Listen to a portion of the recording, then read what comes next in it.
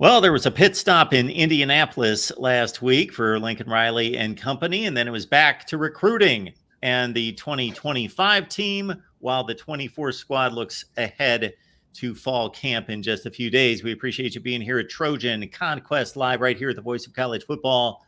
Best in discussion, debate, and analysis of USC right here with these two.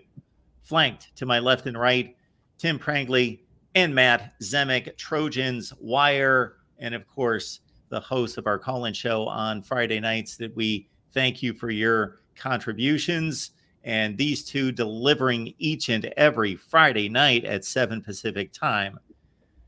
Matt, Tim, how you guys doing? Yeah, doing great. I mean, there was a lot that came out of the media days last week, but also never a dull moment. Today's been today's been popping a little bit with decommit and then a commit just recently just came out for USC. Yeah, so Matt, taking it in that direction right out of Big Ten Media Days, and certainly folks check out a number of conversations that Matt and I had, also Tim, on Big Ten Media Days on both the main channel and here on the USC channel, because it's not just isolated to Big Ten Media Days. It's, of course, springing forth toward the beginning of fall camp into the season. But the coaching staff got quite busy in preparation of not just 2024, but this recruiting class for 25, Matt. Yeah, so on Saturday, Xavier Griffin, 5-star linebacker, 2026, out of Georgia, and made a commitment. And you could just imagine the national conversation. Oh, USC landed a commitment from Georgia. Wonder how long that's gonna last. Bless your dear hearts out there in Los Angeles. I highly doubt this is gonna stand up. You can just hear the nattering nabobs of negativism. Even chuckling across the country. USC is going to hold on to another Georgia commit. Yeah, right. So, USC is going to be met with the dismissals and the jokes and everything else. And, we can't control that. But let's say this. After the frustrations that of late June and losing some Georgia-based commitments, what's the best response? Well, you go right back into Georgia, right?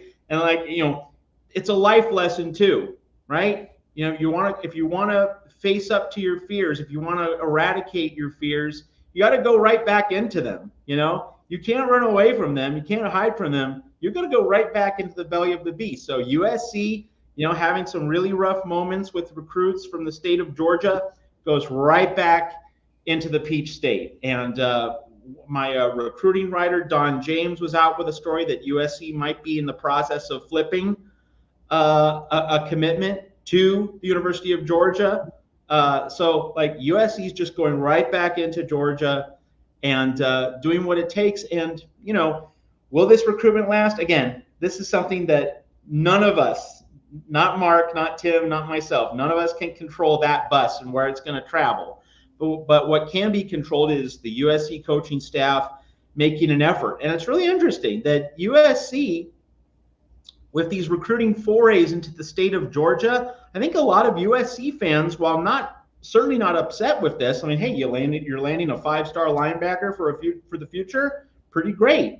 But I'm sure there are some USC fans that are saying, wait, USC is so intensely involved in a talent-rich area in the Sun Belt. What about this other talent-rich area in the Sun Belt, an area called California?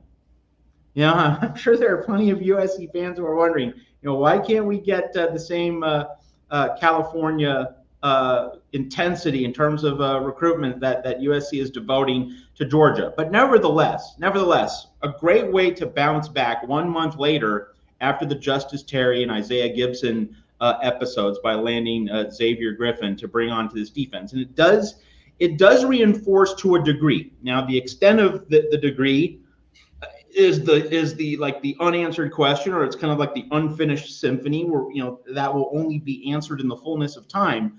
But, it does lend some credence to the idea that, okay, now with Coach Henne, with Matt Entz, with Doug Belk, with Taylor Mays, that you are seeing the beginnings of a defensive staff establishing a new level of credibility, a new identity, which is, slowly. We're not seeing the tidal wave yet. We're not seeing an avalanche, but you are seeing some stirrings of change in terms of how younger recruits perceive USC. And it's kind of like the inverse of something that Tim has mentioned, that lots of recruits, like they do not remember Reggie Bush and Matt Leinart and Pete Carroll. So there isn't that certain mystique that USC had belonging to a period of time 15 years ago. Well, now it's working in the inverse, is that these recruits aren't as concerned that Alex Grinch did a really awful job in 2022 and 2023. They're looking at Coach Henney. They're looking at Matt Entz. They're looking at Doug Belk, and they're saying, hey, these guys are credible. These are guys I could trust. These guys know what they're doing. These guys know their way around a chalkboard. So in that sense, recruits' memories and attention spans, in that sense, it might be working in USC's favor with this Xavier Griffin recruitment out of Georgia. And I like getting, 6'4", 215 linebackers. It's always great. Like Matt said, he's highly ranked within the recruiting services. But we're not talking the 2025 class here, you guys. We're talking down the line the 2026 class. So I think everyone's just temper. There's a lot that could happen over the next couple of years. But here's what really can happen, and I think it's kind of what really hurt USC in this cycle and so far is nobody's been able to see USC's defense, and this is all moot. We can take these commitments here, in July, which are great, but then just keep in mind that you have to hang on to them. And what's the best way to hang on to these recruits? Win on the field. This Danton Lynn defense, with Matt Entz showing what these linebackers could do in Lynn's system. That's what's going to sell these guys. Our linebackers going off to the NFL. That's what's going to sell that linebacker room to an Xavier Griffin and keep him on board, because you're going up against when you're going up against not just any team, and I'm not bowing down to the SEC, but we're talking Kirby Smart's defense. We're talking about, guys that are always gonna be in the national hunt. Know they're gonna be developed. They're putting guys into the NFL left and right. That's what you're battling up against. Well, I believe in USC. I believe in Lynn. I believe in Entz. Now they just got to show it on the field. And once they do, then worrying about our recruits down the road, whether it's going to be, someone from Georgia or someone from here in California. I mean, there were a number of linebackers here in California that were highly coveted that USC wasn't able to close the deal on. Let's see where everything goes, right? We've seen flips away from USC. We can see flips to USC if everything does work out in the fall, like I believe it will. I know this defense is going to be solid. Is it going to be solid enough to flip commitments? Let's find out. And I'm bullish, but that's what's going to come down to is what they look like on the field. So Tim, I mentioned Xavier Griffin, but right before we came on the air here at the Voice of College Football, you had two breaking news stories, so you can mention them and get them into the field of discussion here. Yeah, well, I mean, earlier today, Dominic Kelly, who's been a longtime commitment from Florida for that same 26 class, flipped to, guess who? Flipped over to Georgia. Really solid corner. A big loss for SC. This kid, on and off the field, he's a great student. Just is a loss, but we're talking about the 2026 class. I don't really get too wrapped up in this kind of stuff, honestly. Anyone that is, hey, look, it used to be fun, and I had a lot of time in my hands. Again, it's like male soap opera, right? If you're gonna let your week be tied to what's best for kids, because sure, we're SC fans, but these are young men trying to make the best decisions for themselves. And I was talking to Gabe just today before this happened. We were talking about the fact that he's switched over to IMG. You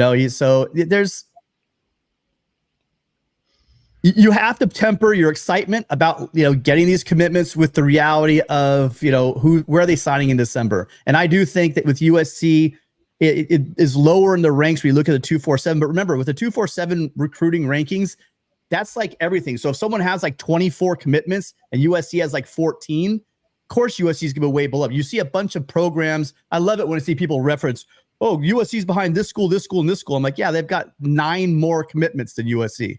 You want a little better gauge of where the programs are. You can look at the On3. I think how they do theirs is kind of they look at what the average school has in commitments, and they make that a cap, and then they take the top, whatever it would be, let's say the top 16 or 17, and then they base their rankings upon that instead of just how many recruits you actually have in the door. So yes, great news. I don't want to rain anybody's parade, but you have to realize that the 2020, we talk about December of 2026. Think about where you're going to be on that date, because that's when these guys will actually be making their decisions. USC is going to have 2 full seasons to show these young men and other people what they can do on defense, and that's what it is. It's just what can they do on the field. That's going to determine who signs inevitably. Well, unfortunately, nobody that I'm aware of has run a metric to show how many times or how often there is a flip. So I don't know. So let's start with the 2025 class. Here we are in July, near August, and we've got National Signing Day coming up in about 4.5 months. I don't know what to expect in regards to the number of flips nationally. Every program is going to be different, but there's obviously a percentage that could be figured out.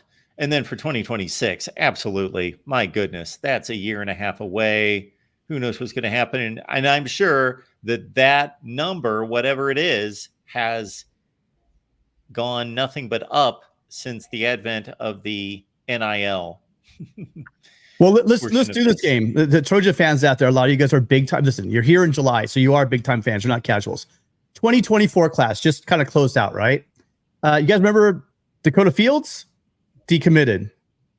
Manese Atete? Decommitted. Aaron Butler? Decommitted. Ryan Pelham? Decommitted. Dylan Williams? Decommitted. Jason Robinson? Decommitted. And David Pale decommitted.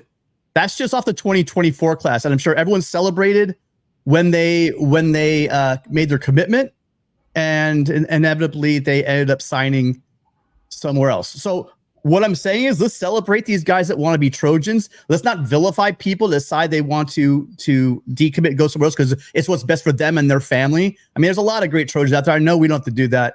And just wish Dominic Kelly, because he's a young man, great young man, wish him the best. You know what I mean? It's not like he's leaving. Again, it's not like he's leaving USC for Georgia Tech. He's leaving USC for Georgia, right? Solid situation. You have to have respect for that. But then you also have to realize that there's guys that will want to fill a position. From Bosco, for instance, 2026, Joshua Holland. There were some emojis that went out. It looks like it's Joshua Holland, cornerback from my school, St. John Bosco, that is committed to USC for the 2026 class. So again, I'm not going to get so high for the commits. I'm not going to jump too low for the decommits. It's big boy college football. It's 2 years out. This class is going to look, the 2026 class is going to look completely different, with additions. So everyone buckle up. If you're into recruiting, I'm just going to flat out say it. I'm not into recruiting like I used to be, because it's not like it used to be. NIL and the transfer portal and the dynamics of kids coming in and signing with USC. I mean, not even the letter of intent anymore really means anything. They can sign the letter of intent. That used to be a big deal back in the day. I remember February, like everyone taking days off of work and waiting for those things to roll in. But now you could sign in December, go to spring camp and say, you know what? I'm like 4th on the depth chart. I'm out of here. And you take another NIL deal that may give you another $75,000. And now you're off somewhere in the Big 12, the Big 10 or SEC. And that's just the way recruiting is now. So for me to get super excited about a commit or a decommit, I don't know. I don't know how I feel anymore about it, because I just listed off the names from the 2024 class that I celebrated, got all excited about, and they're not Trojans. So you guys decide how you want to do it. I'm not telling you what to do. It's fun. Again, it's male soap operas. That's fine. Go for it. If you want to do that thing, that's what you're into. But I'm just celebrating what we have on the field. And the great news is that, as I put in the title, football starting. It's here. We finally can stop talking about stuff. It's really here. Fall camp starting this week. And we can start moving away from the off-season talk, because yes, Josh Pate, there is an off-season. We can move away from this stuff, and we got to start talking ball. and all this talk about USC, what we're going to be, what we're going to do. This is our new defense. We're finally going to see USC in Las Vegas show the world and either validate some morons or shut some people up, because it's really going to be that plain and simple, I think. Why don't we play a little game and look at the 2023 recruiting class? I'd be interested to see the rundown of who's still around. And let's see, they would only have their freshman season under their belts at this point. But we've got one Zachariah Branch. I think we all know about him. We've got Malachi Nelson. See ya. He's at Boise State, yeah. Deuce Robinson's, of course, here. Makai Lemon as well. You can take us down the list there. Tackett Curtis, obviously off to Wisconsin, but take us down the list, guys. Well, I mean, everyone else just you have it. Malachi Nelson, Tackett Curtis are no longer here, but everyone else on this list, I will tell you, is going to factor very heavily in, I believe, in USC's. Elijah Page, Micah Banuelos, he gets healthy. All these guys all those guys are still here. Evie, okay. Green, Noah, yeah, they're all. Alele, Pierce, yep. Eldridge, okay. Yeah. Oh, Lafitte's gone. Lafitte has transferred out. So 20 of 23 based on that quick count. So that's pretty successful, at least through a freshman season and going into a sophomore season. So we've got to assume they're all going to be here for their sophomore seasons as well. So 20 of 23 made it through 2 football seasons with USC. Many of them have. Well, I don't know if you use that one because you're looking at a bunch of people that were freshmen. Yeah, I guess so. Freshman stars and all those guys will factor into play. A lot of those guys will factor into play this year. And I think playing time has a lot to do with a lot of this. I mean, that's why Malachi Nelson left. Let's face it. He saw, okay, I'm not playing. I'll go somewhere I can play, maybe go to a Boise State for a year or two, then transfer and get that big bucks for his junior year or senior year. And bam, that seems like what quarterbacks do these days. Right. So, yeah, just celebrate the guys that are Trojans, and if you want, and again, I'm not trying to ruin anyone's fun. If you want to be excited, be excited. I mean, sure, I just say just temper it a little bit because we've seen how this goes. And by the way, I'm not, in a way, I think he's going to stick. I think this defense is going to be solid. That's my point. I think USC has a prime opportunity. These guys, it's not just talk anymore. You're going to be able to see Entz and Lynn, and Riley show what this defense, because Riley said, don't let anyone say, Riley literally said, I'm glad they got him pissed off. Because he said, look, everything I do from now on is about the defense. Man, that was a stupid move, whoever wanted to get that guy pissed off and say he doesn't care about the defense. Because he's clearly shown in the offseason. He continues to show it right now. Now, what really matters is what it looks like on the field. My counterpoint to that would be, really, he needed somebody else to tell him that he needed to jump on that defense and get it corrected? No, I'm not saying he didn't know about it. I'm saying someone really pissed him off. Yeah, I mean, listen, we're all human beings. I know he knew he knew he had to fix it. I think the circumstances, I would love to. Remember the question? I want to know why he brought Grinch. I want to know why he hung on to him for the year. That's the huge anomaly in all of this. That's the weird thing that doesn't fizz, why he brought Grinch and why he stayed with Grinch. But I'm sorry, I don't want to talk about the past anymore. I'm talking about now. And we can't talk about now because we haven't seen on the field. This year, we're going to see, I'm going to call it, hit Riley's defense. Because this is going to be Riley's defense, and he's either going to be celebrated or crucified, right or wrong, by year one, which, again, in traditional standards, do you hammer a defensive staff in the very first season? Usually there's onboarding going on. There's a lot happening. So, but I think regardless of the situation, either he's going to be heralded as the greatest thing in the world, or he's going to be crucified because, oh, see, look, the defense wasn't, great, so it's more Lincoln Riley. And I think the football gods, like you just said, we will know on opening night, not that that's going to dictate the season, but it's not Utah State. And then it's not, it's not an Ohio State schedule this year where we're not going to know what they've got for 5 or 6 weeks until really they go to Oregon.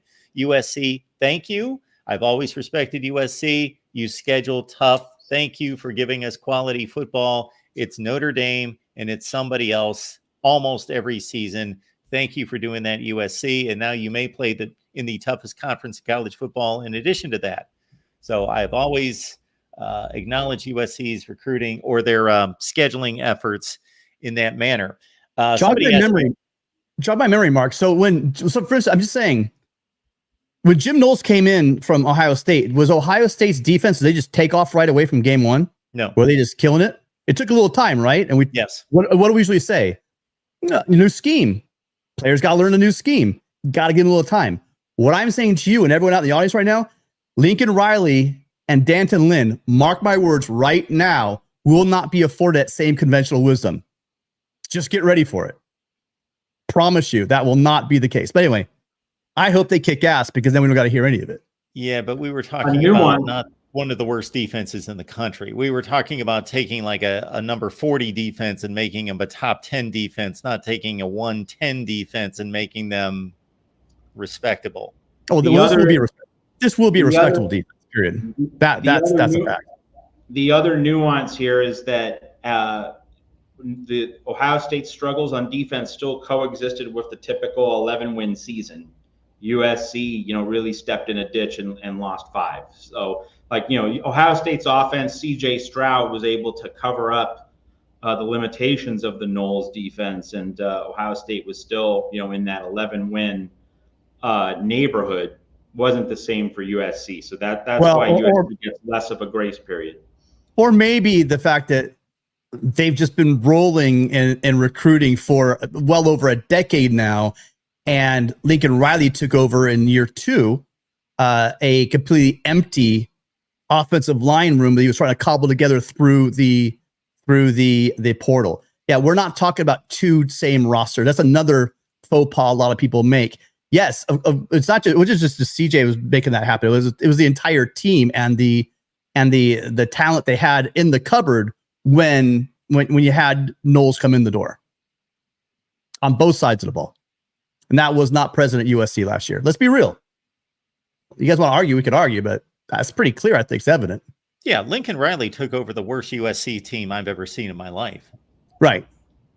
The 2022 team was, I can't think of any USC team that came close to that. Yeah, no, nor can I. Well, the 1957 under Don Clark. We weren't around for that, Matt, so we can only go off a reference, the past couple of decades when we've been watching football, But yeah. But folks, go ahead, man. Go ahead. Well, no. Mark, if there was a 1-minute segment to take from our show on Friday night when things got really, really spicy, it was when Tim and I talked about Lincoln Riley saying at Big Ten Media Days, USC's been playing catch up. And, Tim mentioned, hey, I want a coach that's going to tell the absolute truth. And my point, and I didn't get to flesh this out as fully as I would have liked on Friday, so I'm going to flesh it out now. My point is that you don't have to lie, okay? But you don't have to publicly broadcast or share every single accurate thought or evaluation in your head. Yes, Lincoln Riley inherited an absolute mess from Clay Helton. No disagreement with Lincoln Riley. No disagreement with Tim Prangley on that point. But, in terms of, media skepticism, and again, I have said that the media's specific take that Lincoln Riley doesn't take defense seriously right now, that's BS. Very much disagree with that. You have to give the guy credit for looking at his situation and pivoting and hiring some real adults in the room.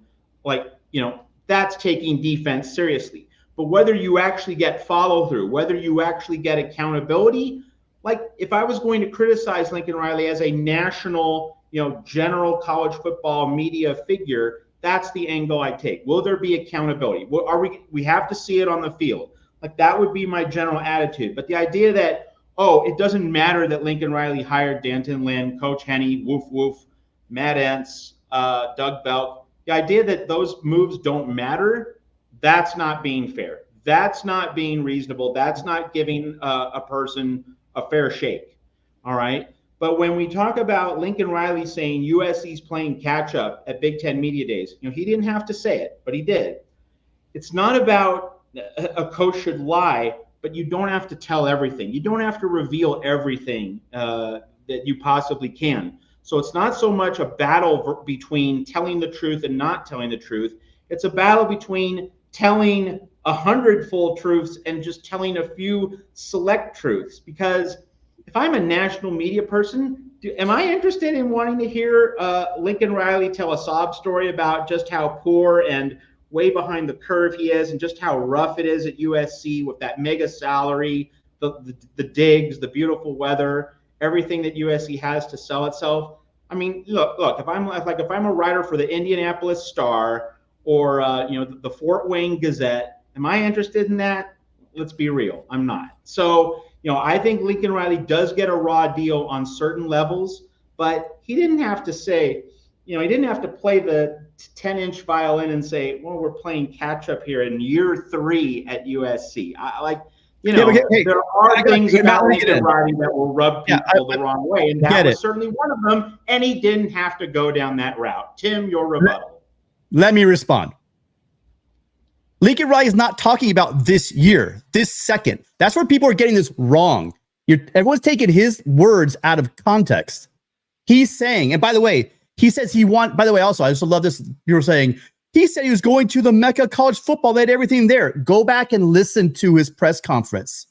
He says, I like the alignment. I think we can get there. I want to make this. The Mecca.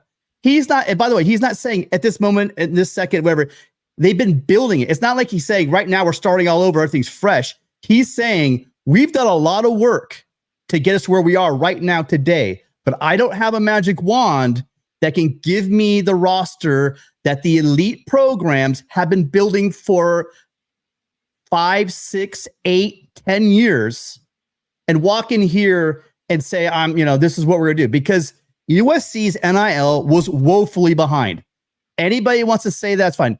USC throughout the decades, whether it be going after Marv Goo for the guys selling their tickets way back in the 80s to bury SC because we were rolling through the 70s, or if it was what the bull crap they pulled with the whole Bush investigation. And anyone that wants to come at me with that one as well, we'll have a conversation. It was bullshit to take USC down. So if you wonder why USC is a bit hesitant to push, and I'll use that word lightly in quotes, the guys, they were flat out universities that were talking about great NIL programs that were laughing at the NCAA rules, where some programs were following the rules to the letter of the law, USC and others were just ignoring them, Tennessee, and fill in your blanks.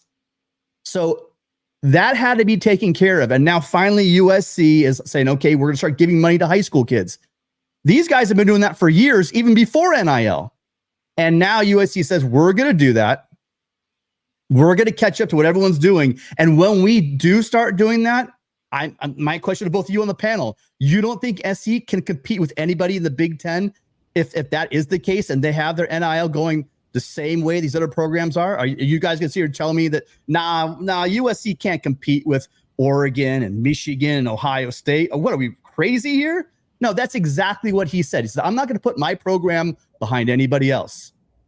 And quite frankly, history has shown it. If USC is serious about football, we can compete. We are not behind anybody when it comes to football. And I'll stand by that. And he wasn't complaining about this season or saying, oh, this is why in year 3, we're starting over. He's not saying we're starting over, Matt. He's saying we're catching up because they haven't caught up yet. Well, they had 2 years. They've had 2 years. This is year 3. He's been here 2 years. It does take longer than 2 years to turn around a program with facilities, NIL, and rosters, especially on the lines. Just for the sake of clarity, I didn't say he said he was starting over. I noted that he said he was playing catch up. So just to be clear, like I reported, he said he's playing catch up, not that he was starting over. And he is. I want to be clear. Are they playing catch up on the roster? They wouldn't disagree. Okay. Do either one of you disagree he's playing catch up on rosters? Yes or no?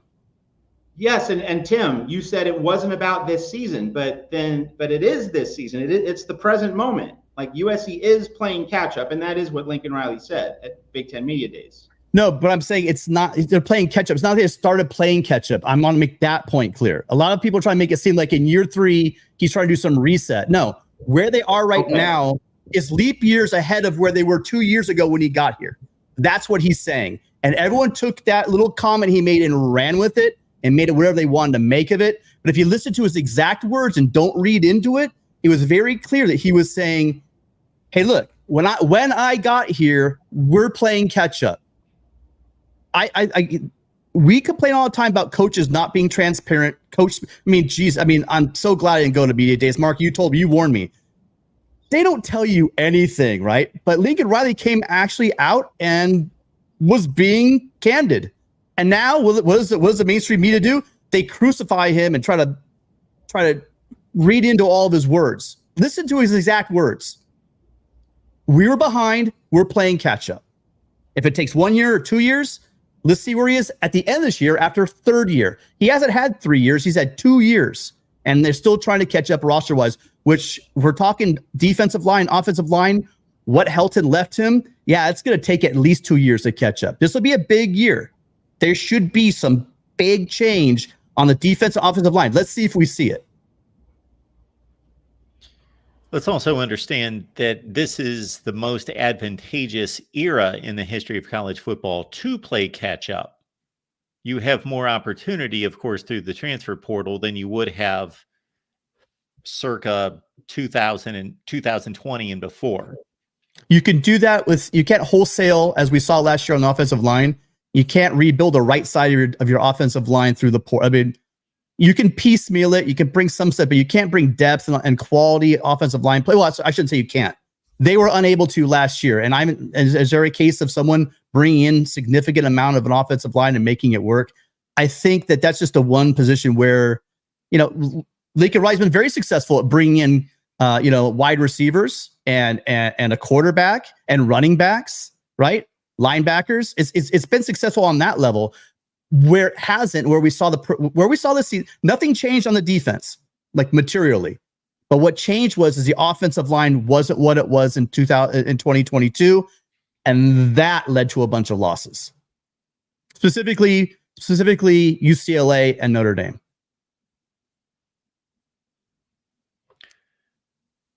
Super chat comment coming in here from Blue Wolverine. Appreciate you being here. Michigan has Mr. Brightside and announcing the score of Slippery Rock games in-game. What are some traditions your team has that other fan bases don't know about?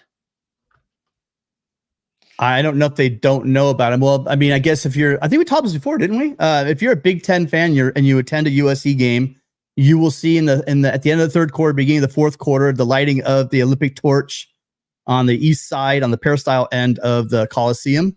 They do that to the William Tell Overture. And then after every touchdown, you'll see Traveler come out and ride out for every touchdown. What else, Matt? What else do you say is traditions that you're going to see that they may not know about? Well, I mean, this is not so much an in-game tradition, but it's something that's part of what you see when you walk into the LA Coliseum. I learned this from my colleagues over at Fighting Irish Wire, that there are plaques at the LA Coliseum to legendary Notre Dame coaches, Newt Rockne and Frank Leahy. And that blew me away. But it talks about the respect that USC and Notre Dame have for each other. And, well, segue alert, that's why I don't want to see USC Notre Dame end anytime soon. And obviously that was one of the news stories to come out of Big Ten Media Days. I really hope that this gets continued. And I really, I think this is a problem in search of a solution. Like we don't need to fix this. Notre Dame, USC play every year, and if USC needs to play two Utah State type opponents to preserve Notre Dame, hey, so be it. You don't have to play an LSU every season. You don't have to play a second really tough non-con opponent if that's what it takes to preserve Notre Dame, because it is the best intersectional rivalry in college football, and there's so many things about it that are unique, and we certainly need to preserve it. And moreover, in 2 years we're going to be celebrating the 100th anniversary of this series. Hopefully that occasion, when it arrives, will underscore the importance, the beauty, the tradition, the passion, the pageantry, everything that makes college football great. Hopefully that 100th anniversary in 2026 will enable people to kind of fall in love with USC Notre Dame all over again. And since 1952, as part of that rivalry with Notre Dame, has been the Gaelic War Club, which rests with the winner of the USC Notre Dame game. So I was not aware of that. It's called the Jeweled Shillelagh. That's the that's your trophy. Kind of like the Victory Bell for UCLA, which I believe is a bell from their library that I think some USC students stole at some point, and then it became a trophy handed back and forth. That's the Jeweled Shillelagh that when USC wins, they put a little Trojan helmet on there, and then when the Irish win, they put a little shamrock on that. And I think they've had a couple of them now because they've had so many games they ran out of room.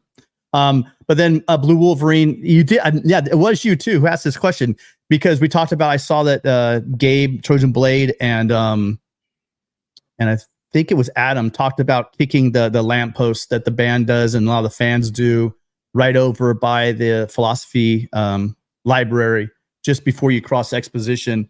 You'd have to be on campus tailgating in order to see that, but you go by, and even if you're there on a day that's not, if you look down, it's just dented from like thousands and thousands of kicks. This metal stand base to the lamppost just before you cross the street has beat to crap because people kick, the band kicks it and everybody kicks for luck. So yeah, another small one. Good point. I think we talked about it last time. There's a ton. I mean, just like everywhere. But those are the big ones. And of course, everyone knows about it, but we will highlight, since Tim highlights it constantly and certainly on his wall behind him, that the V for victory, the two-fingered salute. I can't find a date on when that originated, but obviously that is a USC tradition, along with Fight On, which was written first in 1922. I think they stole from Winston Churchill, didn't they? It's like a World War II thing, the victory. Yeah, I don't know. That's a research project for all you little high school kids out there. Go back to find us the origins of the victory sign for you. I also know like it's a big thing in just through warfare, right? Because you would either your sword hand or whatever is showing you still have your two fingers, so you can still fight. You can either shoot an arrow or you can hold a sword. So that's what they used to hold up all the time, the two fingers. That's why in England you see a lot of this. It doesn't mean hello, by the way. Don't go around England doing that. But I mean, it's basically in the old days to show the French that, hey, look, we still got our fingers, right? Because they probably chopped theirs off in the battle or something. So I don't know the origins of that one, but that's some more fun for you kids out there. Tim's do a not school teacher, do that in England. So he's got to research a lot of other things. So don't force him to be an academic when it comes to USC football, but he's absorbed a ton, obviously, through his years. But yeah, I love the sign behind you. I love getting this. We consistently get from Tim, Fight On, and the two-finger salute. So he is a proud Trojan. Absolutely. Born and raised. Barry Fisher, we appreciate you with the super sticker. Nothing to say out of Barry, but just letting us know that he appreciates what we do here every Monday and also Friday when you get your say on Friday nights with Tim and with Matt, 7 p.m. Pacific time, USC call-in show.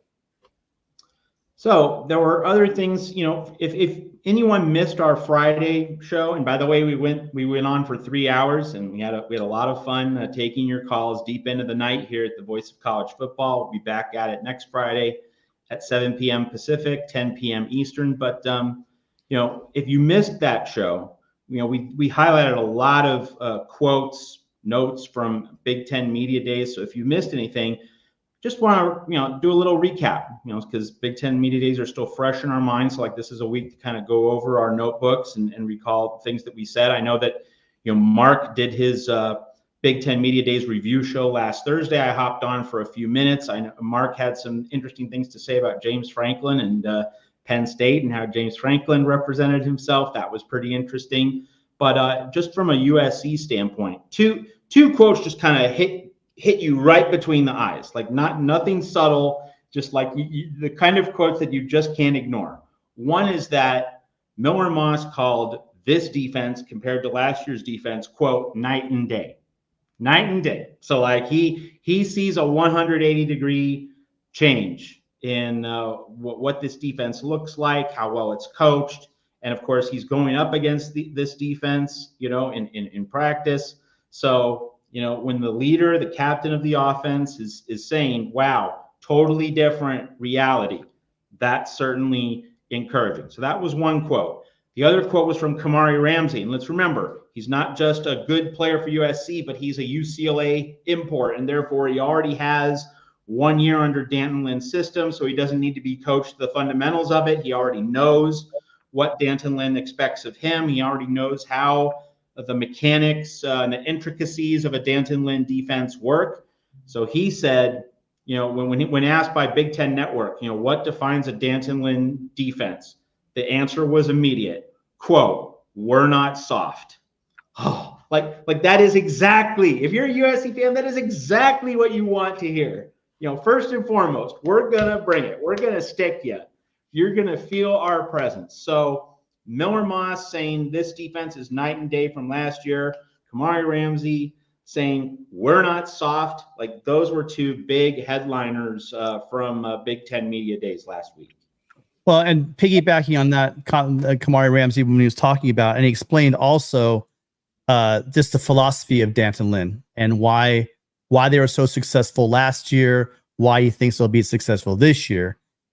And he began to talk about how the idea is to basically enforce your will, meaning make them play your game, by attacking. And that's what they do.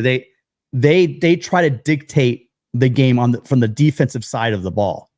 That's really the big point that he brought across. And so you think about this, then extrapolate that. Where is USC's perceived weakness? Because I'm seeing the size of some of these guys that were defensive ends.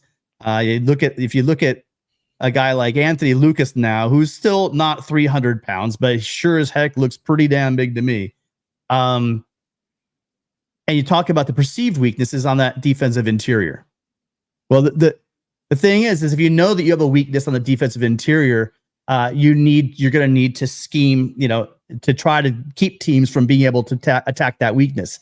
And that's really the difference is he's going to, make an attempt to take away that perceived weakness and make you account for something else. And it'll be interesting to watch. I mean, these are the words of players. And I want to, again, we could talk about it here. It's just getting so close. I'm excited. This has literally been, I've told a couple people, the longest off season I think I've ever had to endure in my life, because coming off of that, Trojan fans, the roller coaster ride we've been on the past couple, from just a lot of people just giving up on football together in the late hours of the Helton era, then all of a sudden, wait, who? And then everyone jumps all the way up to, great, here we go. And then having an 11-win season, Heisman Trophy, we're back. And then watching the struggles they had on the lines and guys not knowing where to line up and the mess that was last year. And then now getting this new staff, it is all coming together. I really do believe it's all coming together with the additions they have. Because remember, there have been a lot of defensive additions. We're not looking, this defense, not just schematically, the players on the field this year are going to be different than the players, vast majority of players that we saw last year. There's going to be some holdovers. You're going to see Mason Cobb, that's going to happen. But the vast majority of the faces you guys are going to see are going to be, new faces on the defense. There's going to be some sprinkling. I'm not saying everybody, but just be ready for a huge difference because, I wish we could skip a couple. I would skip the last couple of weeks of my summer, which I'm holding on to and loving, just to get closer to football because I literally can't wait. It's becoming painful at this point. Tim, when you were depicting the rise of USC under Lincoln Riley and how the roller coaster has gone, I thought, where was that pinnacle, that exact moment? Well, of course, it was when Caleb Williams got hurt against Utah in the Pac-12 championship game. 11-1.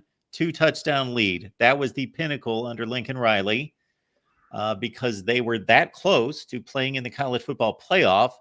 Now, 2 touchdowns, about to be three when he got hurt. They settled for a field goal. But yeah, go ahead. In retrospect, I don't know how that would have affected the program or the perception of that first season had they gone to play Georgia and either acquitted themselves rather well or maybe not acquitted themselves rather well. I thought we talked about it. They would not have been the 4 seed. They would have been the 3 seed. Oh, because the 4 seed would have been TCU. Yeah. So I would say they would have played Michigan. I will think about that because that was the apex. Because what happened after that? Then they go to that Cotton Bowl, and it's looking pretty good. You know, it's nothing great. And then the debacle that happens at the end of that game. They did lose a lot of that shine with that. You know, losing the second. Look at the narratives. They can't. Oh, but they can't beat Utah. Everyone forgot about that first weird game in Salt Lake where it would. You know, you started hearing. I remember hearing they couldn't beat Utah. Utah was kicking their ass. Did anyone see Utah kicking SC's ass in either one of those games? I didn't see him kicking their ass in either game. So, but that's the narrative that, you know, again, we're full of this college football is full of narratives. And then you go in and you lose the game to Tulane in very lackluster and really embarrassing fashion, just by the defense folding at the end, giving that drive up, and then the fumble out of bounds, etc., and then them coming down and scoring a touchdown. So what becomes the narrative? Zero defense, right? And going into the offseason, when you're trying to pick up players and you're fighting against those narratives, right or wrong, I don't know how much that plays into it. There probably could have been a little bit more juice they could have had, saying they're coming off of a playoff appearance at the very least. And what was the difference? It wasn't coaching. It wasn't. We can't blame Grinch on that. It was a hamstring. So things happen for a reason, though. I mean, who knows? They win that. Maybe we don't have Danton Lynn this year for our offense or our defense. I mean, things happen, you know? You can't blame coaching, Tim. You can't blame coaching for a hamstring, Matt. That's what I said. Not for that. But like the idea that, it was the injury that took down the season, not a defense that wasn't able to back the team up when things got a little bit dicey. If we rewind all the way back and he picks a different defensive coordinator to come to USC with, then we have a whole different conversation. But that was year one, remember? That was year one. They're coming off 11 wins. They're rolling into a game. They're rolling Utah. My brother and I were sitting there in a booth. And I'm sitting there eating all my cheese and they're watching the game going, wow, we're really playing well. Then all of a sudden, hey, why are the quarterbacks warming up on the sidelines? What's going on? Wait, what's going on with Caleb? And then you start because I'm not watching TV. I don't know what happened at the end of that play. And then all of a sudden the news trickles out that Caleb's hurt. And then you start seeing it. You see Caleb just taking sack after sack, not rolling, not being mobile. And that was pretty good. That's not coaching. That's an injury. I mean, that's the way the cookie crumbles. And they split the next 14 games. So USC was a 7-7 football team for the next 14 games leading into the Holiday Bowl. Folks, we do appreciate you being here at the Voice of College Football. Adam had a suggestion that we do a 24-hour marathon leading into the season. So Adam's either kind of prodding me to hype up the 24-hour marathon, or maybe Adam's unaware that we already do that here at the Voice of College Football. I believe this will be the 4th annual 24-hour marathon that is somewhat dependent on all of you. So here's the deal. We go live Thursday morning of the opening night that leads into week 1. You know, we usually have a nice little doubleheader on Fox and ESPN on Thursday night, and we do again this year. And we go live bright and early that morning, take you all the way through the day, pregame, all through the lineup of the game action that night, on into the wee hours and overnight for 24 consecutive hours. Matt has certainly contributed to the effort and given me a break the last 2 years, so I appreciate Matt in doing that. So we will do that once again, folks, but we have a bit of a twist on it as well that we will present to you at a later date. I'm confused about this. Who put this this comment up? We won 8 games with Grinch defense. Is that you, Matt, or Mark? Matt, what? I don't understand. I'm reading this wrong. I mean, even with Grinch, they won a hell of a lot more games than 8, but I'm confused. Well, referring to last season, that they won 8 games with a Grinch defense. Why would you put that out there, though? There might be some snark there. Oh, you wanted some snark. I got you. Okay. All right. Well, is there anything else we needed to hit on tonight? I don't see anything in the chat. Let's hit on Irwin Toomi, the junior college offensive lineman that USC picked up. Really interesting story. I read Luca Evans' piece in the Orange County Register. He was a 17-year-old, and he weighed 430 pounds at age 17. And, it's like his favorite players, Troy Polamalu, wanted to come to USC. It was his dream, but he had zero discipline in terms of trying to make the vision happen. And he's from Anchorage, and he went down to Southern California. His uncle in Southern California put him up for a few years, and he had a heart-to-heart with his high school football coach, who gave him some tough love and basically said, you need to straighten up and fly right if you want to go to USC, if you want to be, a successful football player, if you at least want to give yourself a chance. And he said, Coach, I'm not going to let you down, paraphrasing. And he worked hard. He lost 95 pounds, got down to 335. And then more recently, he's built it back up to 355, but with more muscle, less fat, more muscle. And he's 6'5". Not expected to be like an instant impact player, but he could be a depth piece. And there's a sense in and around the program that he'll be a developmental project who might be part of the picture in 2025 and 2026 for USC. So let's see where this goes. This is an unconventional route, a different kind of path to USC. Maybe this is a hidden gem. And I'm not trying to get people to make a huge emotional investment, but great story. Great story for someone who was adrift a few years ago, didn't know how he was going to fulfill his dream of playing for USC, and here he is. He's signed with the Trojans. So that's pretty cool just in and of itself. Irwin Toomi. Very nice. Thanks for the explanation, Matt. I was unaware. Matt always educates us, for sure. Now, I will say this as well, that somebody asked me tonight at some point. They just made the comment that makes total sense from an outside standpoint, that, Mark, you must be revving up for the season and your world's just going to explode and really ramp up here in the next few weeks. And I said, it's basically ramped up all year.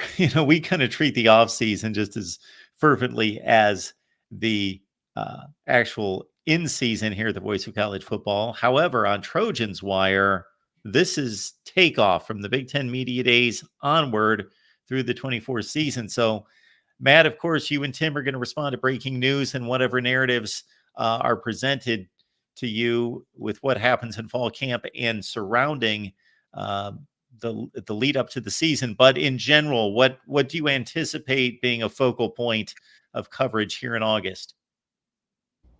Well, Tim's going to be covering camp, so that's going to be fun for him. And it's going to be, obviously there's going to be a lot of news. There's going to be a lot of insights.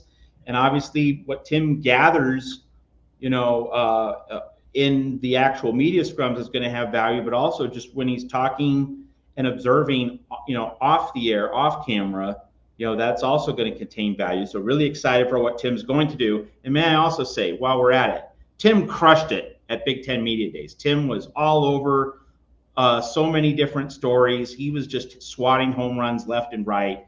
So he did a fantastic job representing Trojans Wire. He wasn't in Indianapolis, but he was just spitting out stories and with letter type precision and accuracy right after they were developing. So Tim did an absolutely awesome job covering Big Ten Media Days. And the other story that we're going to be following in August, in addition to USC's ramp up for the season, my focus is going to be Josh Henson in the offensive line. I imagine Tim might be focused on the defensive line and maybe how the depth pieces might be working out. I'll let Tim speak to that a little bit more. But the other story we need to hit on right now this week is, will Caleb Williams play for the Bears Thursday night in the AFC NFC Hall of Fame game? And then wanted to spend just a brief bit on this, since I did write about this on Trojans Wire earlier today. Can someone help me out here? I'm confused about what the Bears are doing. You need to play your rookie quarterback in preseason. Like, what's the rationale behind holding him back? And moreover, all right, he doesn't even know. This is Monday night. Now, a viewer, might be watching this show later in the week here at the Voice of College Football. The Bears said they're going to make their announcement on Tuesday on whether he's going to play or not. So again, you might be watching this and you might already know what the Bears' decision is. But if you just put this in a context, here we are live Monday night. Caleb Williams does not know whether he's going to play. Like, how does that serve anyone? Like, whether it's yes or no, regardless of the actual answer, shouldn't Caleb Williams have that finite clarity, knowing whether he's going to play, instead of leaving it up in the air? I don't see how that gets him mentally focused, mentally ready to play. How does it get his teammates mentally ready to play?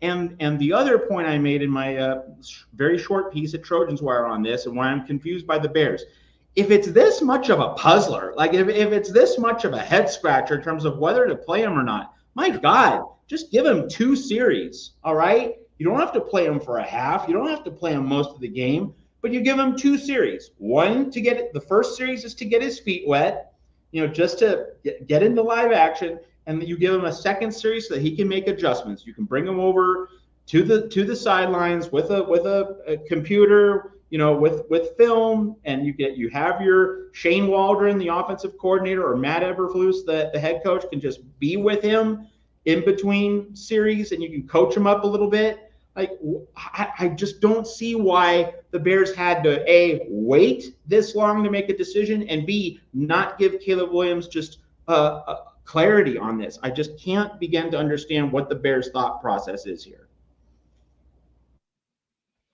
He's a football player. He should be playing unless he's injured. I don't understand, and he needs development.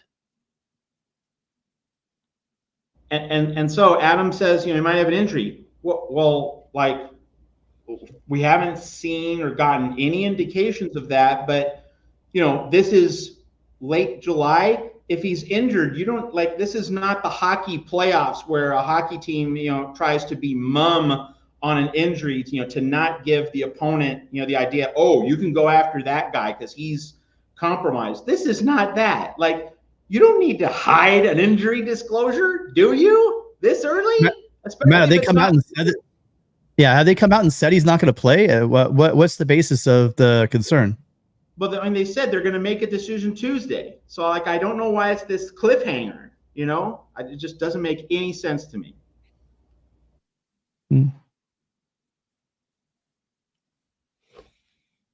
I don't know.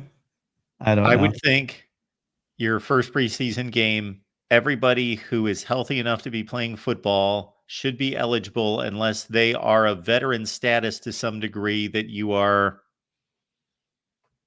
holding them out for obvious injury preventative reasons.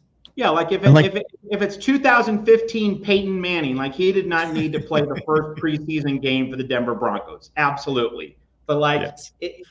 Anyone who needs work to any degree, if you're not an established icon of the game, you need the reps. You need the reps. It's that simple.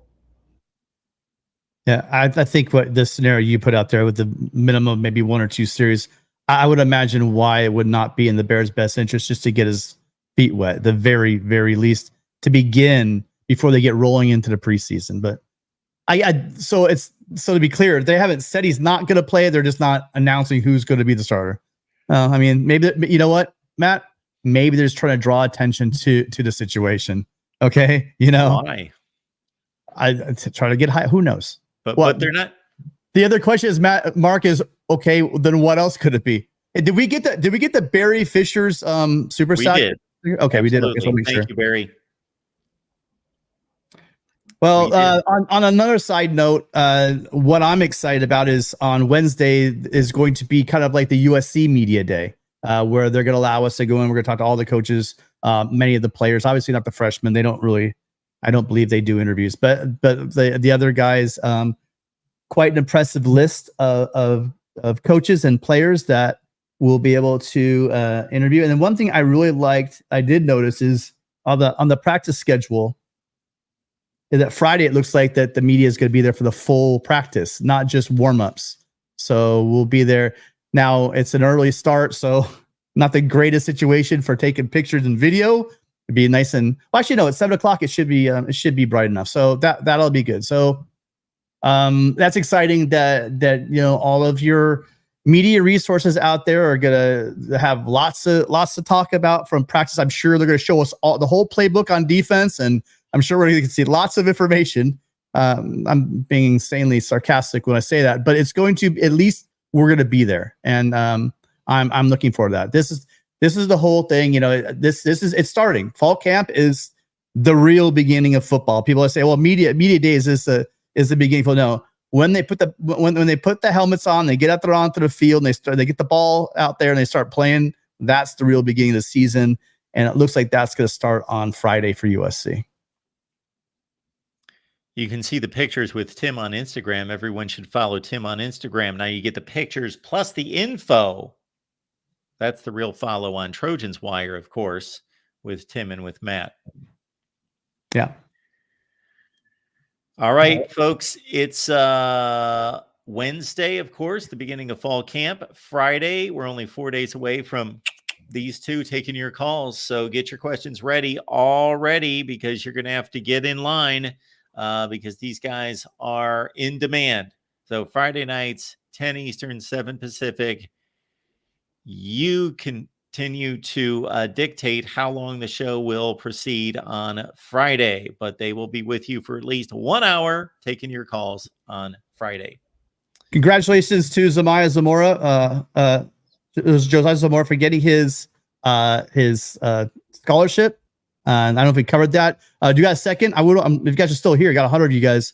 Let me just play this really quickly for you guys, because it's a special moment. I don't know if you're a Trojan fan or not. Seeing this young man who's a redshirt junior hear the fact that he's on scholarship was a pretty special event.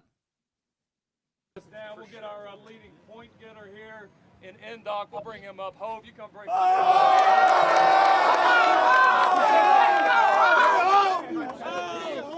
Hey! Another reason he's breaking down. He's going on scholarship today.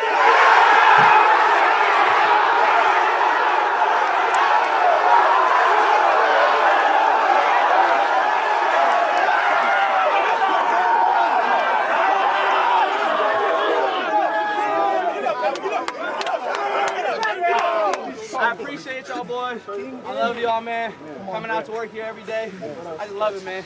Week's not done yet, though. We got one more.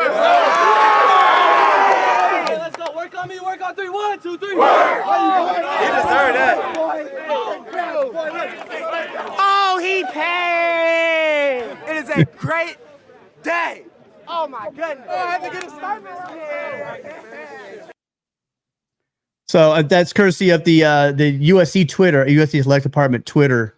But I know a lot of you guys out there. I know our audience. We got a lot of guys who are 65 plus out there. I'm sure you're not on Twitter, but I did want you guys all to see that. That's just a young man's busted his ass for at least 3 years now, and now finally working his way on that scholarship. And it's always, every year this happens. You have the guys, they have extra scholarships, and the guys that, the walk-ons that have just worked their butts off usually get rewarded for it. And this is a great young man. You can just see it just from the reaction of the teammates, just how much he deserved that scholarship. So thank you, Tim. Very that cool. was awesome. Yeah, that was very cool. All right, folks, back here next Monday with all of you. And of course, Tim and Matt on Friday night at 7 Pacific. We will see you then.